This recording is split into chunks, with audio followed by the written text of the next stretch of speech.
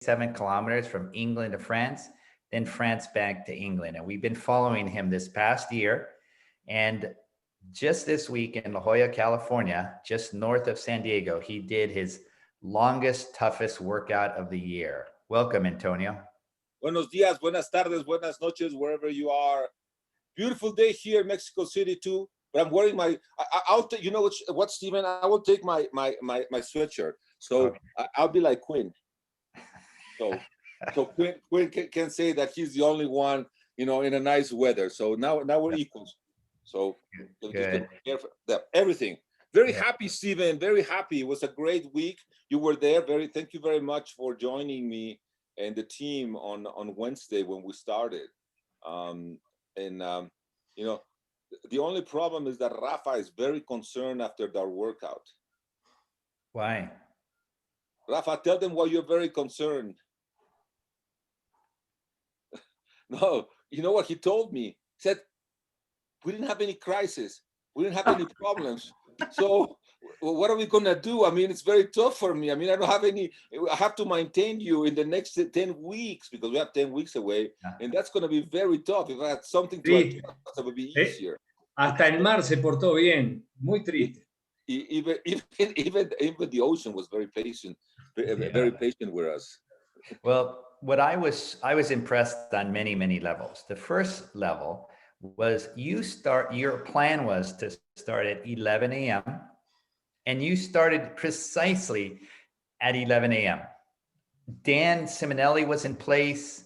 Rafa had started your dryland training and stretching well before. You had time to put on your landland and sunscreen and fix your goggles and talk with everybody. And you still began precisely at 11 a.m. It was very impressive. Thank you, Steven. You know what? When you're planning something as difficult as a double crossing, as any crossing, I mean, it is something that we do in the team. We have to be very precise. I mean, you have to minimize any error. And one thing that we hold very true, very important for us is punctuality. So we say we're going to start at 11. We got to start at 11, and everything has to run by a clock. And that's how we work. And that's what makes us successful. Yeah, but I mean, you were taking pictures with people, you were signing books. I mean, all these things, somehow, some way you worked into your schedule. And that was just you had triathletes coming. I mean, I've never seen a workout with so many photographers and spectators.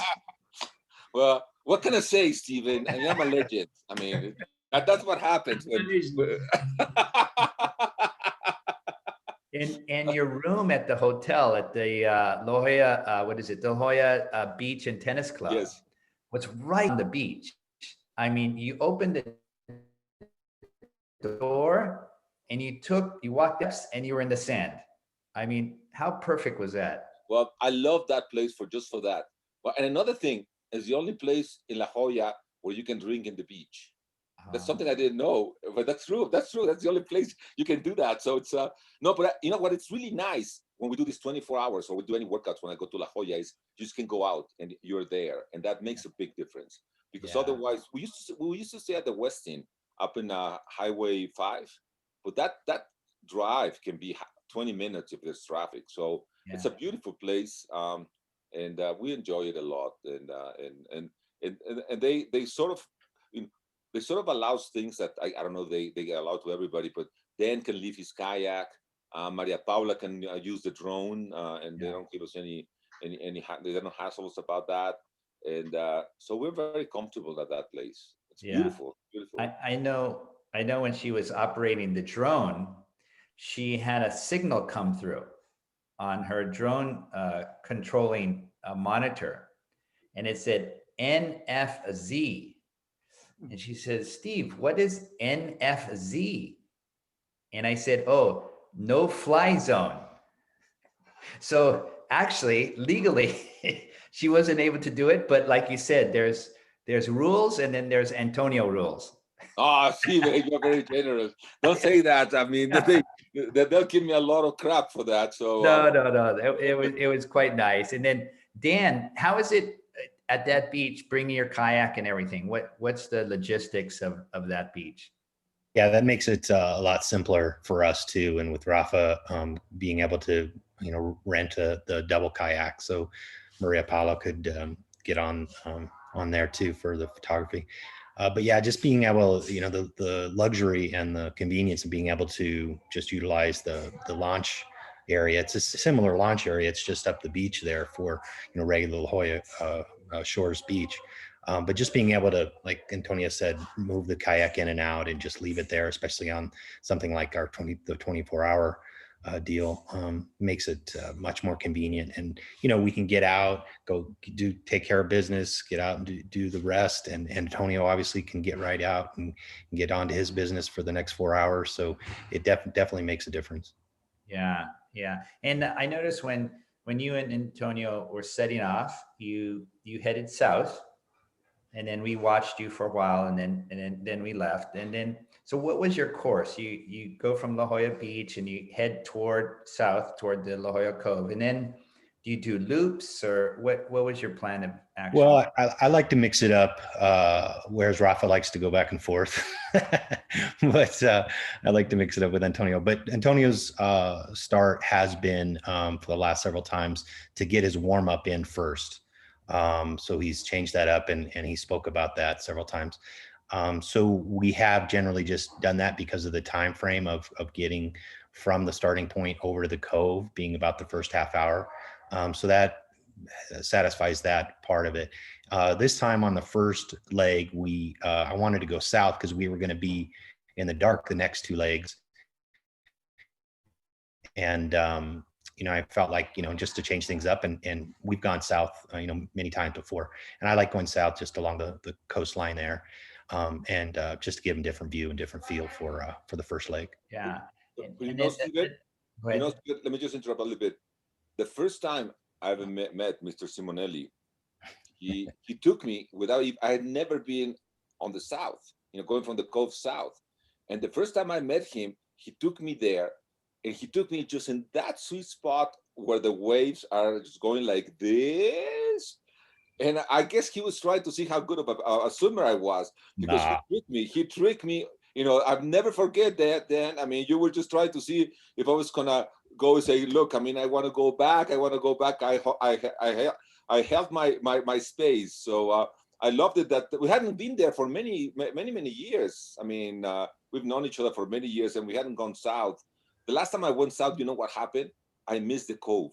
I was so concentrated swimming, I missed the cove. And poor Rafa was almost crying because he thought I was lost. And yes, I was lost. I went on outside the cove, and then I had to come back and then inside the cove.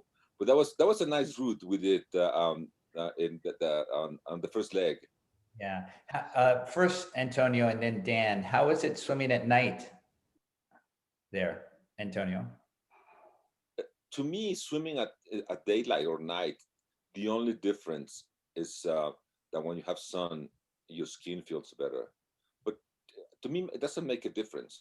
Well, I have to say there was a big difference, Stephen. At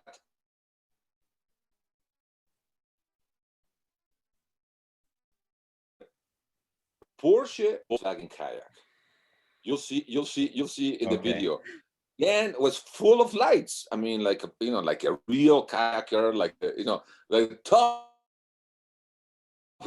top of the line. And Rafa, so we couldn't see Rafa. I mean, he just had one light at the front, like a Volkswagen. So that's the only difference we had. I can't throw Rafa under the bus. Iba de incógnito para ver si hacía las cosas. That was my responsibility, and I didn't light him up well enough. I got to take responsibility for that, because I meant to put on more lights, and then we just, we launched because I was a little bit away from the crowd. And yeah, sorry, Rafa. and Dan, when you're escorting Antonio, he obviously is following you. So what are you aiming for? Are you aiming for a certain point, or are you looking at your GPS compass? No, I don't utilize that for around the cove. I'm so familiar with it. I do like to, mix things up a little bit more when we're just going kind of doing laps mainly between the cove and the pier, Scripps Pier. But I like going out to the Noah buoy, which angles it out about a half mile off the end of Scripps Pier. One other time we went a little bit beyond Scripps Pier, about a half a mile, just to elongate. And I'm always trying to time it so we're coming back. I don't like to come back too soon, just for mental reasons of finishitis, as well as just having him have some awareness of where we're at. But yeah, but basically we've been keeping in line. This time the logistics of having Rafa and Maria Paula on the double kayak, and trying to meet up with them at different times. So I was aware of that and trying to just come back or be around that area at the right time. Got it. When you're on the kayak den, do you have your smartphone with you? Yes. So I always carry a marine radio, and we mostly communicate by phone because it's most convenient, but I always carry the marine radio for emergency. Yeah. Do you have it in a waterproof case, or you're just so good that you can? No. Yeah. No. I've seen kayaks, more Rafa than then collapsed, Stephen. I mean, the last time Rafa was struggling with the kayak. I mean, and you know that our kayak was, the water was coming into the kayak. So it was going down the kayak. Last time, yeah. The last time was really bad. Maria Paula had all the equipment and she was more concerned than Rafa, Yeah. I'll tell you that the waterproof cases do work. Rafa had lost one coming in a couple times, a couple trips ago, and he lost his phone, and it lost it in the surf. And we looked and looked and looked, and I think we were looking around for a good half hour, and we actually found it underwater just a couple feet. So that was a plus. Yeah.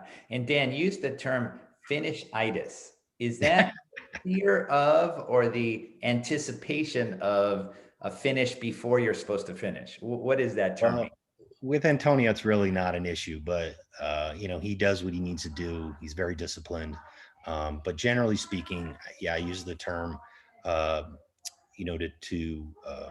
refer to when people get, they get close and they want to kind of finish, and they get antsy and anxious. And so it just adds to that mental chore of, finishing the swim, and not having that be such a negative effect.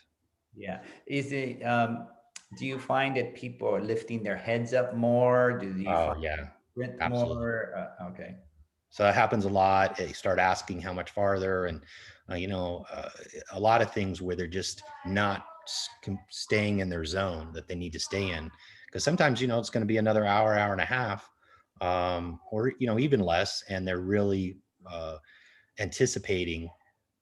prematurely anticipating the finish, and they get into their head where it's not.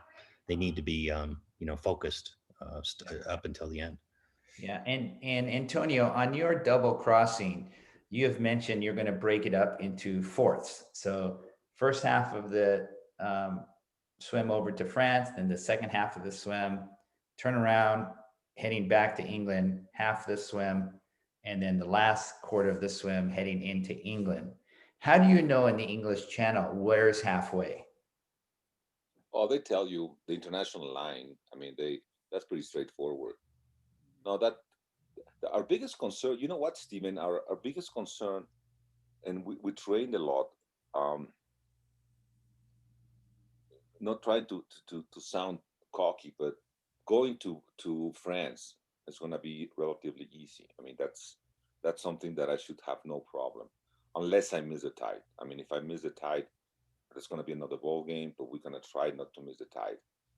But coming back is when the real swim is going to start. And the big problem that we have, Rafa and I have been thinking about two moments that we need to be very, very concerned. Number one is when we are approaching France.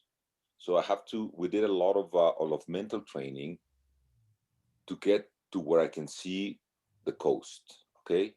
At that moment, I had to concentrate on how I needed to move to get close enough to be ready to break the current in case I need it.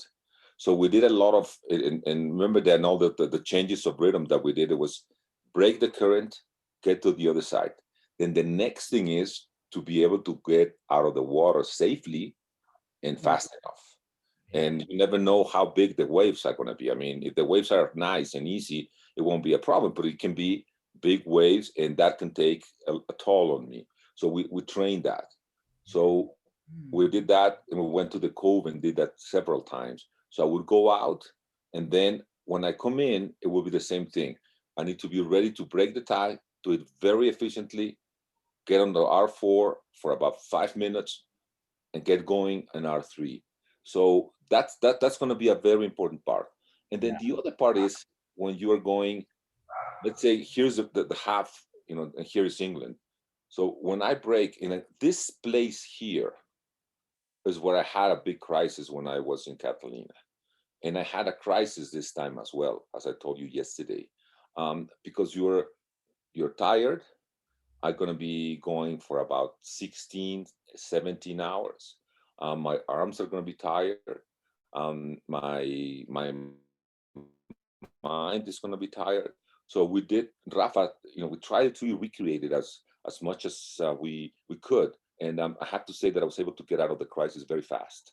I was very happy that, and my crisis was basically that I started feeling my arms very, very heavy. And then you're just tired, and you need to get moving again. So I did 𝐶𝐭𝐞 with the spirals in my lower tummy and my chest, and I was able to get away from that.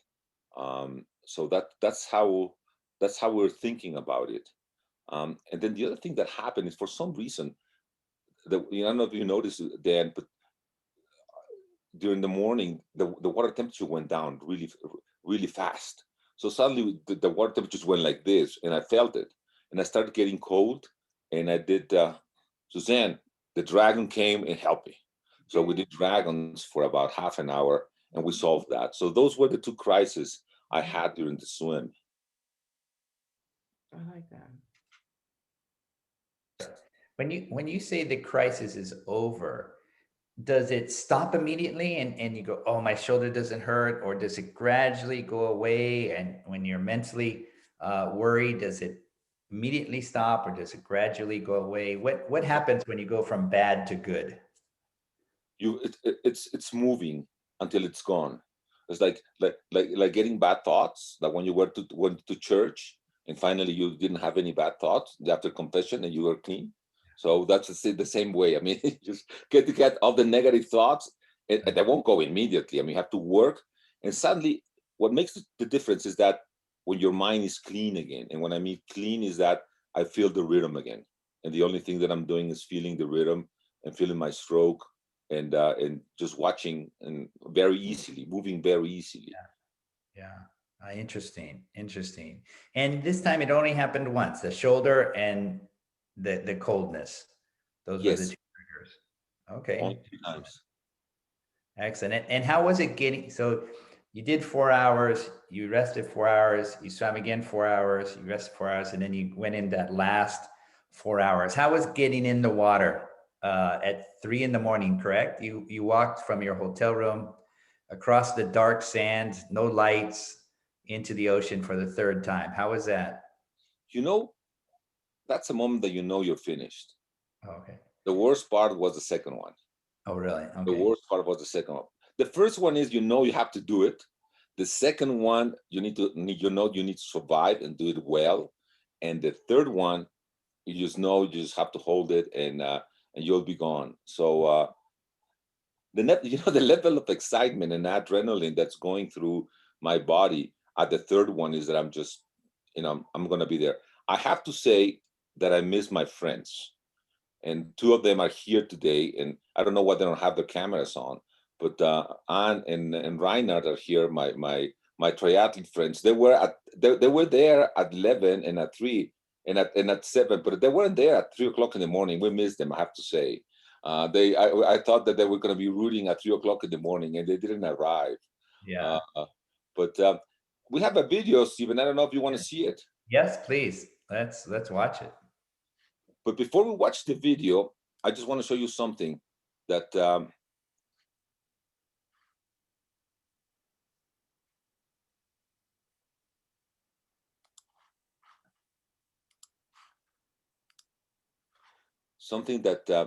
you're gonna like.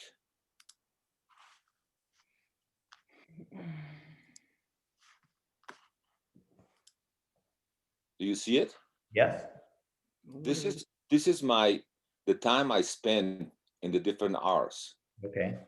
And the pink one, 71.7%, I was in R3, which is really good because this is my cruising.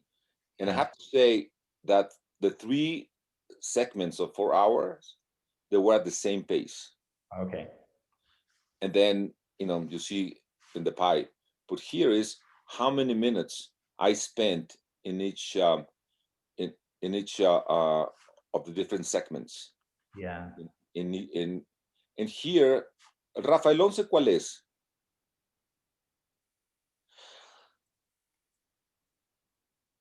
El 11 ¿en dónde estamos? Rafa, prende tu micrófono.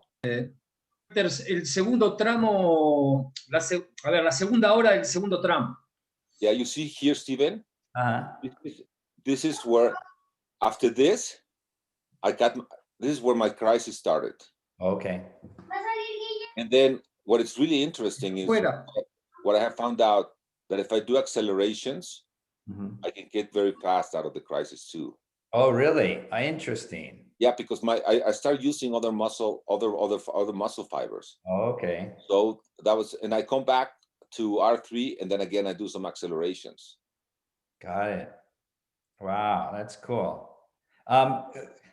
Question: when you change, are you kicking more or your arm strokes moving faster? No, my arm stroke is pretty. It's usually at 60. The difference between R3 and R4 is like 4 strokes. Okay. 56 to 60, and I do so a little bit more kicking. Yes, I do a little bit. I try to lift my body a little bit more. Okay. All right. Interesting. And Antonio, as you're going through this, before you do the video, I noticed you got a little beard going.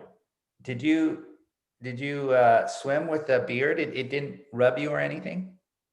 No, you know why I do it. You remember Bjorn Borg? Yeah. Bjorn Borg, before he went to Wimbledon, every single year, he didn't shave. So I have 2 reasons. I want to be like Bjorn Borg, very humbly. But second, I have to acquire my pirate face. So I need to have a beard for the crossing. I mean, I can't be all shaved. I mean, pirates are not always shaved, so that's why I have a beard. So let me show you the video. I hope you guys enjoy. Let me add really quick that although those 2 reasons are very valid, I do feel when you have your beard going a little bit that it actually takes away from the chafing. It's a new beard that is rough, but once you let it grow out a little bit, it's softer and better. If you're swimming for 24 hours, presumably you could get a 5 o'clock shower over the course of the swim. Okay, are you guys seeing it? Yeah. Okay, here we go.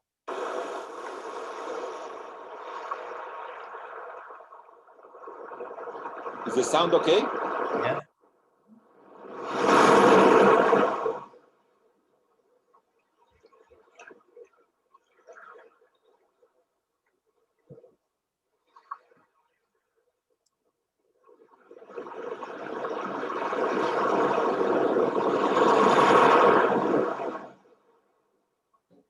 Well, this is the culmination of the 3rd stage training for the double English Channel crossing, and it's one of those landmarks in our program that we knew it was going to be May. We didn't know exactly which weekend in May. It all depended on how the rest of the season was going to be going. And a couple of weeks ago, when we finally decided it would be the 12 and 13, well, the excitement started to come inside me, because this is the type of workout that defines the season.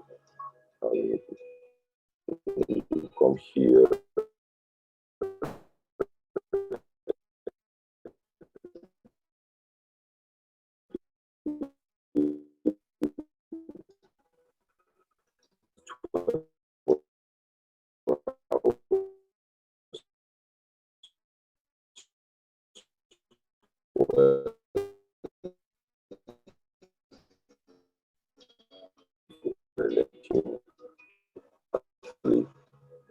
swim,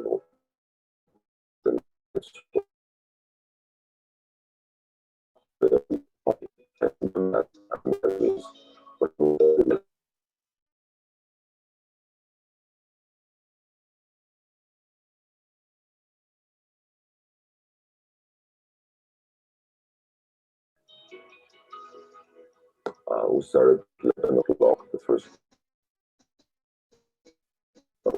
one. So with my kayaker decided we should go south, because it was going to be the only time during the 3 workouts that we will have super light. So we did that, and that was a very straightforward 4-hour swim. The second one, which was from 7 o'clock to 11 o'clock, it got a little bit more complicated, especially during the 3rd hour. I had a small crisis, and I was able to deal with it and come out pretty fast. So that didn't concern me. All through the workouts, I was worried about my left shoulder. It had been aching a little bit over the weekend, and on the plane coming here. But as the day went on, that problem disappeared. And finally, when I got to the 3rd one, which started at 3 o'clock in the morning, and I got into the water and started with my strokes, I knew it was going to be a good day of finishing my 3rd workout without any problems, and that's what happened. It started like, a wishful thinking years back, and now we've incorporated it into our schedule, and it's a combination of a stage and also a good measure of how well I'm prepared.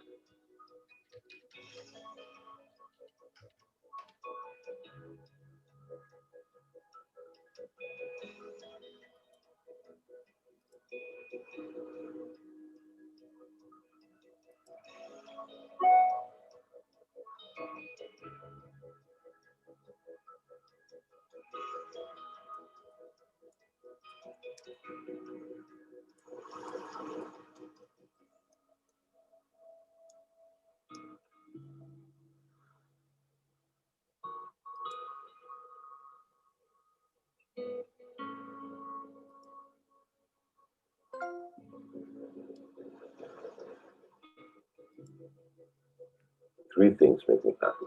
Number one is that the 3 workouts, I maintain the same pace. And this might not be very important to some people, but the number one rule for me when swimming is that you have to keep constant pace throughout the whole swim. If you don't do that, you're going to be dead. Number 2 is that my mind worked very well. It was only one small crisis that I was able to overcome, and that's a good sign as well. And number 3 is that we had a lot of fun. We had the whole team here, part of the team. We enjoyed it. It was the first time that Lucia was able to travel again with me, so it made us happy, and we had a great time. Here in the San Diego, La Jolla area, I have many friends. I have friends from my swimming career, and also friends from Mexico. The son of or the family of one of our best friends lives here, Rainer Carr. And Rainer is about 20-something years younger than I. And he's the number 1 triathlete worldwide in his age group.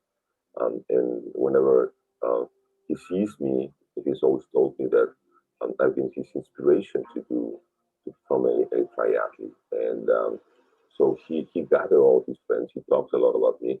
I realized, because when we arrived, the whole family and some of his teammates were here to cheer me at the beginning of the swims. So that was also a very nice event.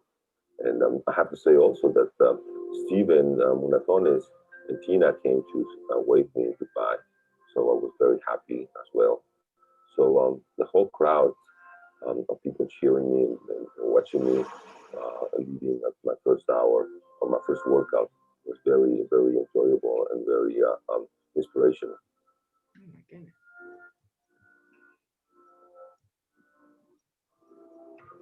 En la planificación que hicimos rumbo al Canal de la Mancha, dividimos este plan en 4 etapas. Lo que acabamos de hacer es terminar con la tercera etapa, y esta etapa, que es la más dura, la más fuerte, termina con un entrenamiento que es un entrenamiento simulado, ¿vale? Un entrenamiento cuyo objetivo tiene el de conocer tanto las fortalezas como las debilidades de Antonio rumbo al doble cruce, que son muchas horas de nado, por lo cual nosotros hacemos un entrenamiento de aproximadamente unas 24 horas de vigilia, ¿va?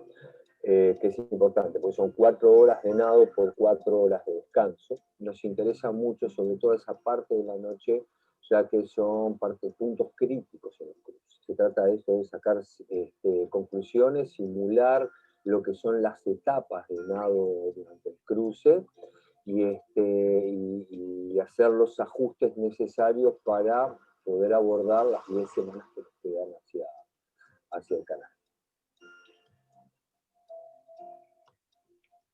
El éxito de lo que sucedió esta semana fue gracias a una organización previa por parte del entrenador principal, que es Rafa. Lo que él logró es acoplar a muchos expertos y lograr que todos pudieran lograr sus objetivos particulares en una labor de equipo en general. Desde mi punto de vista, como vi yo a Antonio lo que le tocaba, creo que fue mejorando conforme pasaron las horas, más bien, que se encuentra en un muy buen estado. Va a ser algo importante que se pueda mantener en ese estado hasta el final, hasta el momento del nado principal, ¿no? Es algo que, pues sí, es un reto para todo el equipo, pero la disciplina y el trabajo que trae y sobre todo la programación que está hecha para él, va a poder lograrse, ¿no? Yo lo vi de forma excelente. Lo vi muy bien, lo vi muy fuerte, muy concentrado, lo vi nadando con el mar. No es lo vi consustanciado con el medio que él ama tanto, ¿no? Pero lo vi con una fortaleza muy grande en este lado. Necesitamos ahora afinar detalles, darle más calidad al entrenamiento mental, darle más calidad al entrenamiento de la fuerza, al entrenamiento en el agua, pero necesitamos frío. Necesitamos todavía entrenar un poco más el frío, porque no sabemos cómo puede estar en la Mancha. Nos puede tocar de 14 grados o nos puede tocar de 16, 17. Entonces hay que aprontarse a un cruce de calor. Muy feliz de estar aquí, de estar junto a él, de vivir esos momentos de mucha tensión, pero al mismo tiempo de mucha alegría, de muchos eventos divertidos y bueno, acompañarlo como siempre, ¿no? Apoyarlo en lo que a mí me toca. Tiene una mente muy poderosa. Él lo que se propone, lo logra. Tiene esa fortaleza también física que le permite pues ir más allá de los límites a los que uno está acostumbrado a pensar, ¿no? Me da pues mucho placer verlo tan motivado, tan entusiasmado, feliz de lo que está haciendo, entregado completamente, pero al mismo tiempo pues claro que sí entran muchos miedos, angustias de mi parte. Sin embargo, como lo ves a él tan convencido, pues te convence. Ya ves que esa parte también es un poco contagiosa, ¿no? Cuando ves feliz al otro, lo ves decidido, pues dices que lo voy a acompañar, no importa qué pase, ¿verdad? Así es la vida, no importa qué pase, hay que hacerlo si uno está decidido. Me da mucho gusto poder estar con él, acompañarlo en este trayecto y lo mejor, como siempre. It's been an incredible ride. We're only 10 weeks before the big swim, and now we only have to do the small adjustments, and hopefully I'll be ready between July 31st and August 7th. Oh, that's great. Excellent. Excellent. I hope you enjoyed it. Yeah. I have to say that one person we missed was Jimena. She couldn't come this time. You know, Yeah. I have to say it. She left me for her mother, but she didn't come with me. But that I can always cry that. I can always say that. Reinhard, you're there. Yeah. That's not fair that you say that. It's the only time I didn't go. Well, we miss you. I miss you very much. But you know the other thing, Steven. You know, when I'm next to Reinhard, you know, we can see the difference between a triathlete and an open water swimmer. I mean, it's just like, you know, I tried to go like this and I couldn't. I still look very big. So yeah. That's Reinhard. That's my very good friend that he organized the cheering. Out. Yeah. Yeah. Thanks. I kind of felt being a wetsuit, I have to say. I'm the only one wearing a wetsuit. I'm gonna work towards the summer to get rid of that wetsuit. Well, the next time I come to La Jolla, Reiner, you have to swim without wetsuit. I mean, you didn't look very good there. I mean, Astolfo and your friend without a wetsuit. I mean, I just have to say, I mean, it's a lot of pressure. And you know, Reiner wants to be an open water swimmer. I know. He wants to go to Gibraltar. Okay, cool. Well, this is crazy idea from Anne from yesterday. Has nothing to do with me, but yeah, we're. I mean, she just planted the seed now, so maybe we'll see what happens. Yeah, Antonio, what I was impressed about, you didn't wear a swim cap the whole way. Very nice. No, Steven, we're working on that. And Dan said, why don't you wear a cap? How many people have crossed the English Channel without a cap? To the best of our knowledge, one. Oh. But I'm sure there was a few in the early years, but Commander Gerald Forsberg, he's in the International Marathon Swimming Hall of Fame like you. He famously never wore a swim cap. But if the water is not too cold, I will swim without a cap. Well, start with it. Why don't you start with it for sure? And the second one, I was very impressive. Yes, Dan's kayak was very well lit. He had colored chemical lights. That was good. I also liked when the drone coverage is excellent. I love the drone coverage. It gives us a different perspective. And then you had a few underwater shots. Was that with a GoPro, Dan, or how did you get the underwater shots? Let's Maria Paula answer that question because she was struggling there, Dan, Steven. You know, Maria Paula is there. I don't know where she is right now. Where in the world? I'm in Mexico City. So tell them about your experience doing the underwater shots. Hi, everybody. Sorry for not saying hello before. Hi, Steven. Nice to see you. Jimena, Reinhard. Well, of course, Rafa, Dan, my dear Antonio. Well, I was actually with Rafa in the kayak in the double. And I said to Rafa, I would love to go and get some shots of Antonio under the water. And I had a GoPro. I have like a 7 mil wetsuit and I had fins. And so I jumped from the kayak and I started following Antonio. I couldn't reach him and I was with fins. I was all the time going out and saying to Rafa, come back to pick me up and take me again to Antonio, like further him so I can be waiting for him because I can't swim at his own rhythm. It's impossible. So it was really, really funny. But yeah, I got them like under the water. Yeah. It's crazy. And I was freezing with a 7 meal wetsuit. I would love to see some underwater footage of the English Channel. I haven't yet seen any underwater footage of the English Channel. That would be really cool. That would be amazing. I don't know if I will be allowed to jump in. In Catalina, we tried with Dan. Do you remember that we had also a little GoPro and somebody got in and had a little shot, not very good, but had a little shot. But it would be amazing to have one of the English Channel. I hope so too, but the water. They won't allow you to jump. I mean, that's a big no-no. You know what you need to do, Maria Paula? Let's get a really long stick. Yeah, a telescope. A telescope. But that's what we need to do.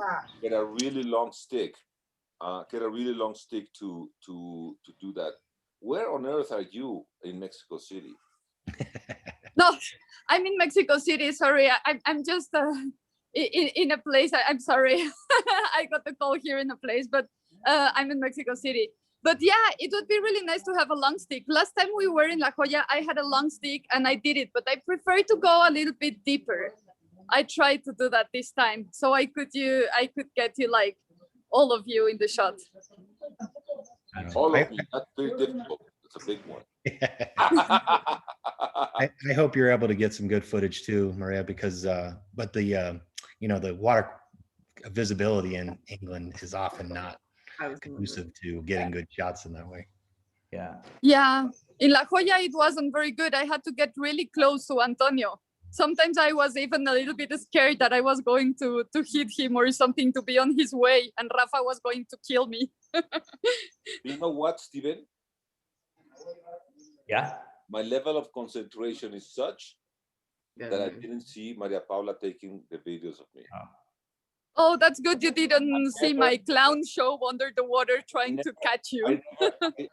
I saw they were clowning around when I had a feeding, and she couldn't get on the kayak, and Rafa was struggling to get her on the kayak, but I never saw her underneath me. Never. And it was an adventure, as always with you, Antonio. Always adventures with you. But Antonio, I have the feeling in England it's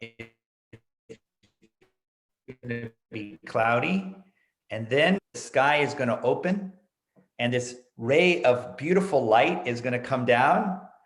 Maria is going to be able to get her GoPro down, and we're going to get the best shots of an underwater English Channel swimmer ever. World press photo. Yes. Prize. Suzanne, I'm gonna be on your waterfront from June the 2nd till the 7th. So hopefully we can get some well, not swims together because you're too fast for me, but just so you cheer me up. Absolutely, I'll try and get a board out there and be with you. I just had a comment that I know it was really helpful, Dan, on his kayak, which I so appreciated. He has different colored lights on his on the front and back, because at night it can be so distracting and you don't know what's the front and the back. So I really appreciated, Dan, seeing that you had the same color, like I think it was green in the front, green in the back, light sticks, and then you could have different colors in between. So that gave you a sense of where the front and the back was. I don't know if you found that helpful, Antonio, but I know that I tend to lose like all sorts of directions. I get really confused, but focusing in on the front, those light sticks, I knew which is the front and the back. Yeah, it was really helpful. And then one thing that you didn't see there is that at night, when we do changes of pace, during the day, Dan just goes like this with a I call it with a, well, whatever that is called. Or but at night, I couldn't see him. So I said, Dan, you gotta get a different light. So he had a white light. So we and I will see the white light. But you know what happens with Dan, with all due respect to all the other kayakers on the call, is that he is the best kayaker. I mean, I don't know how he does it, but when I did the 24 Catalina and all the Catalinas and all my workouts, it's perfect that I see just the front of the kayak. every time I breathe, it's in my face. So it's so beautiful because you don't see the back of the kayak and then the middle and then the back and then the back. It's always on sync with you. And as you say, having the light in the front makes a huge difference. That's really, really important. And I have to say, Suzanne, that Jimena is going with me to aquatic park. She is. She's going to be swimming with Reinhard got her a wetsuit, so she's going to start doing her open water swimming career with her wetsuit, and she's going to try it for the first time in real cold water, because we went here in Mexico to Las Estacas, which was not very cold. She's accompanying me in June, and she's going to do some laps there in aquatic park. Oh, well, I will see you there, Jimena. Yeah, I will definitely need to use your tip of the hot pockets to make sure I don't die after with a wetsuit. Regardless, I will need some heat source after that. We will keep you warm. We'll figure it out. Yes. But very excited to be able to go and swim with you guys. Yeah, that's awesome. Antonio, I have a fashion question. Yes. The women in your life, your wife, your daughter, have the most cool glasses, eyeglass frames. Do you pick out the glasses for them? No, I just pay for them. Exactly. He's the financial product behind the glasses, but not. I don't take credit for that. I just take credit for paying for them, which, as you can imagine, can be not an easy task. But I have some. You don't like my glasses, Steven? Look at mine. They're very cool. Yes, very nice. That's. Yeah, excellent. I do have another question for you, Antonio and Dan. My question is, how'd the feeds go? I mean, were pretty quick on the feeds? Were you 9-course meal feeds? Were you? No, our feeds are about here in La Jolla. They're about 45 seconds, between 30 and 45 seconds. And we only go over a minute when we are reviewing a complicated drill. Because what happens is that Rafa tells me what the workout is going to be, and I memorize it, okay? And Dan has the workout in his phone. So what we do, Suzanne, is we do 30 minutes at R3 and 30 minutes of changing of pace. So when it's changing of pace can be different things. So when we do that, we take about a minute and 20 seconds.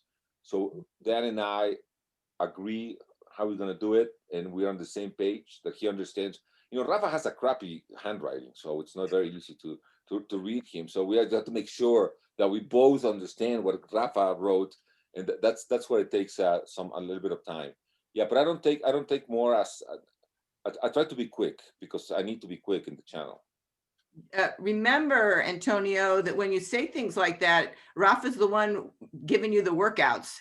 Yeah, but he probably couldn't listen. He's not listening. He doesn't have his video on, so he probably didn't listen to that. Careful. Well, you know, we have to enjoy it. I mean, we have to keep it. You know, one of the things we give each other a lot of back and forth.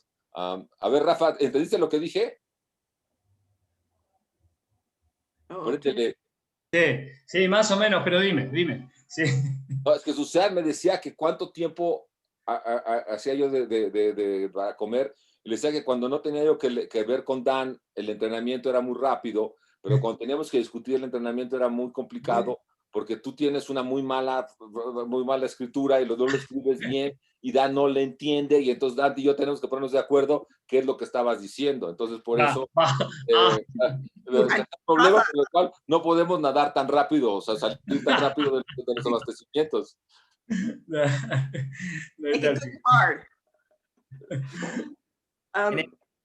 Antonio, I have another question. When you hit a jellyfish or jellyfish hits you, and you say something, do you say a bad word, you cuss in English or Spanish or German? Oh. Usually in Spanish. Okay, so that means it really hurts. It really hurts. I would say, if you want, you know, what I say is, ay chingao, está jodida la cosa.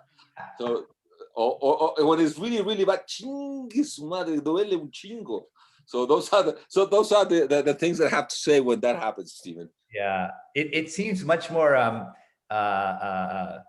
forceful, much more power when you say it in Spanish. Ah, yes. Swearing, with all due respect to all the Anglo-speaking people in the crowd, swearing in Spanish it's really more like, it comes more for the gut. I mean, it really emotional. I mean, it's not like these little things that you Americans say, you know, this. Yeah. I have to say, you haven't heard me then, Antonio. I give it my all. And then last question, Antonio, Suzanne asked about your cover that you put on your WOOP device. Did you get any good data, interesting data from your WOOP during your 24 hours? Have you analyzed it yet? Oopsie. Antonio? Did he freeze up? I think he froze up. Yeah. We'll wait. Antonio? Oops. So what was on his right wrist? Was that because he had? That's his WOOP device, but he had a cover over it. Yeah, it was but like he had something on both wrists. That's just his watch. Oh, one was watch and one was WOOP. Okay. Oh, okay. Oh, there he is. He's back. Antonio, you had a cover. I think it was over your WOOP device or your wristwatch. No, it was over my WOOP to try to keep the WOOP closer to my skin. Ah, okay. And that's one thing I have to analyze to see if it gives us better data with the heart rate. Okay. You haven't analyzed it yet. No, I haven't. The only thing that Rafa did was analyze my Garmin info. That's how that's the way we were able to show the paces before. Got it. What was the total distance that you swam according to your Garmin? 31,100 something meters. Okay. And my pace was, in the first one was 204, with the rests 204, 205. Okay. So you did 31,000 meters. Catalina is about 32,000 meters, and English Channel straight line is about 33,000 meters. So good job, very good job. Yeah, and this is with the feedings. Yeah. And exchanging. You know, the most important thing for me, as I said in the video, is that I was able to hold the same pace. Something like a double, any channel swim. The most, to me, in my opinion, you have to be able to hold the same pace during the whole, with the difference, doing the different changes of intensity. We have to be able to hold the same time, the same pace. And that's what our aim is. Our aim is to be able to go with the tide and come back with the tide. Yeah. Well, thank you very much, Antonio. Another unbelievable insight into your training, life, and preparation for the double crossing of the English Channel. Well, next week is going to be very boring, Stephen, because, you know, I have to admit that I feel so well that this morning I woke up at 3:30 in the morning. And I didn't have anything to do. I mean, I didn't have any workout. I just had a mental training, but it was until 6 o'clock. So all day long, you can ask Jimena, you know, I bother her since, I don't know, like 4:30 in the morning. By the time I woke up, I already had about 10 messages from you. And, but next week, it's going to be just, Rafa has said that I have to rest. So I'm going to go on the campaign trail next week. Okay. I'm gonna go, and we have elections in Mexico, and a friend of mine is, invite me to go to Hermosillo, and I go with a candidate, with 3 candidates on the campaign trail for a couple of days. So that keep me excited without a lot of swimming. So I just have to report next week that it's gonna be very flat. Okay, good, flat, easy, even pace, good. Okay. All right, thank you. Have a great weekend. Bye, guys. Bye-bye.